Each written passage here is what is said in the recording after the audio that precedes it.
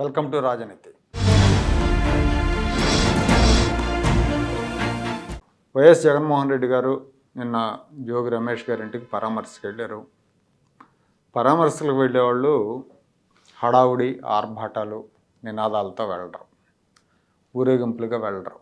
కానీ జగన్మోహన్ రెడ్డి గారు బయలుదేరితే రప్ప బ్యాచ్లు వెన్నంటే వెళ్తాయి, రెచ్చిపోతూ నినాదాలు చేస్తూ ఉంటారు, బైకులతో ఫీట్లు చేస్తూ ఉంటారు.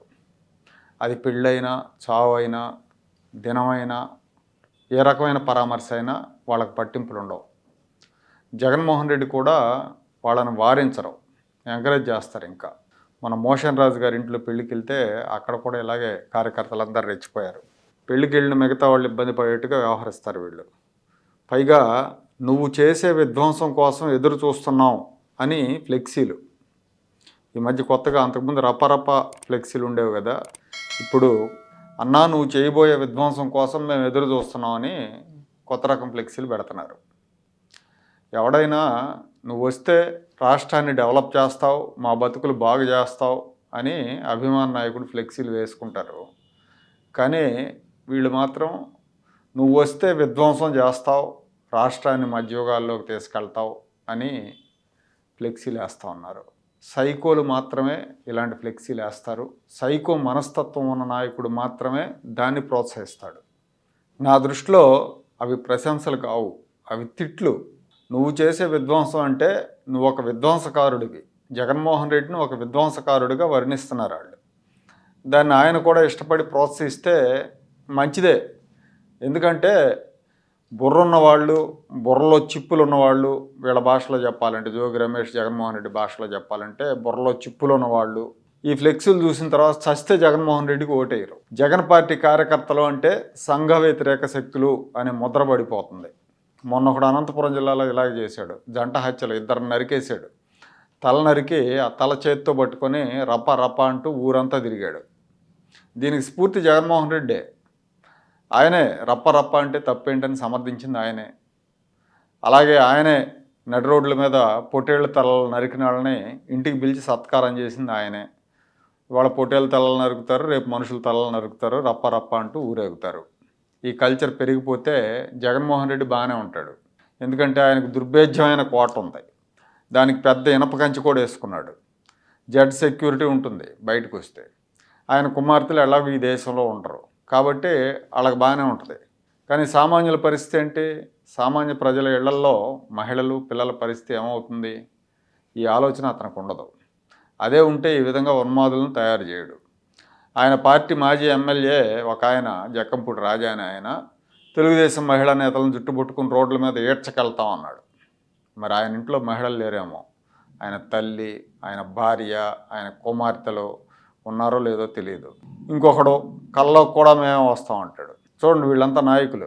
ఇక జగన్ రెడ్డి గారు జోగి పరామర్శ తర్వాత ఇది నాగరిక రాజ్యమేనా అని ప్రశ్నించాడు. ఇలాంటి నాయకుల్ని, ఇలాంటి కార్యకర్తల్ని తన పార్టీలో పెట్టుకొని చంద్రబాబు పాలన నాగరిక పాలనేనా అని ప్రశ్నించారు. ఇవన్నీ చూస్తే జనం మీరు, మీ పార్టీ వాళ్ళు నాగరికులేనా అని ప్రశ్నిస్తారు. ముందు మీ పార్టీ నాయకులు, మీ పార్టీ కార్యకర్తలను నాగరికులుగా వ్యవహరించమని చెప్పి ఆ తర్వాత చంద్రబాబుని ప్రశ్నిస్తే అది పద్ధతి. అలాగే మీడియా సమావేశంలో సుప్రీంకోర్టు నియమించిన సిబిఐ ఛార్జ్షీట్లో ఎక్కడా కూడా తిరుమల నెయ్యికి సంబంధించి జంతువుల కొవ్వు, పంది కొవ్వు, చేప నూనె వాడినట్టు చెప్పలేదు అని జగన్మోహన్ రెడ్డి పదే చెప్పారు.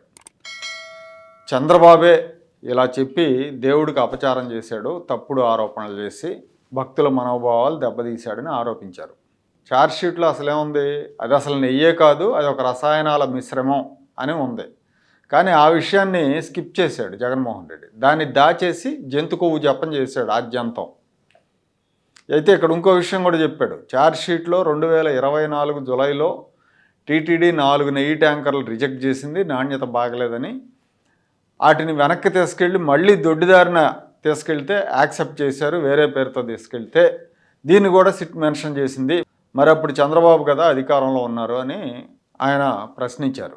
మరి ఆ నేరం బాబు హయాంలో జరిగినట్టు కాదా అన్నాడు. అంతకు మునిపే అసలు నెయ్యిలో కల్తీ లేదు, బ్రహ్మాండమైన నెయ్యి అన్నట్టుగా మాట్లాడాడు. సిబిఐ కూడా నెయ్యిలో కల్తీ జరగలేదని పేర్కొంది అని చెప్పాడు. మళ్ళీ ట్యాంకర్లు ఎలా అనుమతించారు అని ప్రశ్నించాడు. అంటే అక్కడేమో బాగుందన్నాడు, మళ్ళీ ఇక్కడ బాగలేదని ట్యాంకర్లను వెనక్కి పంపి మళ్ళీ ఎలా అనుమతించారు అని ప్రశ్నించాడు. అసలు ఆ నెయ్యి సరఫరా కాంట్రాక్టు జగన్మోహన్ రెడ్డి ముఖ్యమంత్రిగా ఉండగా, వైవి సుబ్బారెడ్డి చైర్మన్గా ఉండగా ఇచ్చారు. కూటమి ప్రభుత్వం వచ్చిన తర్వాత వాళ్ళకి అనుమానం వచ్చి పరీక్షకు పంపించారు. అది అసలు నెయ్యే కాదని సిట్ చెప్పింది.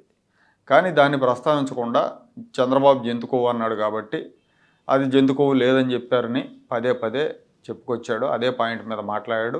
చంద్రబాబు నాయుడుకి చిప్ రిపేర్ చేయాలి, చిప్ పాడైంది, చిప్ రిపేర్ చేయమని ప్రార్థించండి అందరూ అని కోరాడు. అసలు చిప్పే లేదని ఇంకోసారి అన్నాడు. ఇక్కడ అసలు సందేహం జగన్మోహన్ రెడ్డికి ఉందా లేదా అనేది. జగన్మోహన్ రెడ్డికి చిప్పు పాడైతే దాన్ని బాగు చేసేందుకు లండన్ మందులు వాడుతున్నాడు. అలాంటి వ్యక్తి చంద్రబాబుకు చిప్పే లేదనటం ఆశ్చర్యకరం మాత్రం కాదు. ఎందుకంటే ఆయనకు లేదు కదా. ఆయనకు లేనప్పుడు ఎదుటి వాళ్ళకు కూడా తమలాగే ఉంటుందని అనుకోవటం సహజం. యథాశక్తి పవన్ కళ్యాణ్ని, లోకేష్ను కూడా ఈ సందర్భంగా దీవించాడు జగన్మోహన్ రెడ్డి. విమర్శలతో దీవించాడు. మన గుంటూరులో అంబటి రాంబాబు ఇంటి దగ్గర కాపు కార్డు తీశాడు, ఇక్కడేమో బీసీ కార్డు తీశాడు. జోగి రమేష్ బీసీ నాయకుడిగా ఎదుగుతున్నాడు, అందుకే చంద్రబాబు ఆయన్ని అణగతొక్కటానికి కుట్ర చేస్తున్నాడని ఆరోపించాడు. మరి ఇదే జగన్మోహన్ రెడ్డి అధికారంలో ఉన్నప్పుడు అచ్చెన్నాయుడు మీద కేసులు పెట్టి అతను పైల్స్ ఆపరేషన్ చేయించుకుంటే అది కూడా పట్టించుకోకుండా 600 కిలోమీటర్లు జీబులో కూర్చోబెట్టి ప్రయాణం చేయించినప్పుడు ఆయనకు చాలా సీరియస్ అయింది అప్పుడు. మరి అది బీసీ నేత మీద కక్ష సాధింపు కదా. 70 ఏళ్ల పైబడిన అయ్యన్న పాత్రుడి మీద రేప్ కేసు పెట్టి ఆయన ఇంటి మీదకు అర్ధరాత్రి బుల్డోజర్లు పంపటాన్ని ఏమంటారు? అప్పుడు బీసీలు గుర్తుకు రాలేదా? ఇప్పటి మంత్రి, అప్పటి వైసీపీ ఎమ్మెల్యే పార్థసారథిని జగన్మోహన్ రెడ్డి దూషించినప్పుడు బీసీల గౌరవం గుర్తుకు రాలేదా? జగన్ రెడ్డి కాపులు, బీసీలని జనసేన, తెలుగుదేశం పార్టీలకు దూరం చేసే కుట్రలు చేస్తున్నారనేది అందరికీ అర్థం అవుతూ ఉంది. ప్రెస్ మీట్ మొత్తంలో జగన్మోహన్ రెడ్డి చెప్పిన వాల్యుబుల్ పాయింట్ ఏదైనా ఉంది అంటే అది ఒక్కటే, అనిల్ కుమార్ సింఘాల్ వ్యవహారం. ఆయన గతంలో చంద్రబాబు హయాంలో 2014-19కి ముందు టీటీడీ ఈఓగా ఉన్నారు. మేము వచ్చిన తర్వాత ఆయన కొంతకాలం కంటిన్యూ చేసాం. మీరు చెప్పినట్టుగా నెయ్యి కల్తీ జరిగినప్పుడు అతను ఈఓగా ఉన్నాడు. అలాంటి వ్యక్తిని మళ్ళీ ఈఓగా మీరెందుకు తెచ్చి పెట్టుకున్నారు అని ప్రశ్నించారు. సింఘాల్ నియామకం వెనకాల ఏ లాబీ పనిచేసిందో కానీ ఈ ప్రశ్నకు మాత్రం ప్రభుత్వం సమాధానం చెప్పాలి.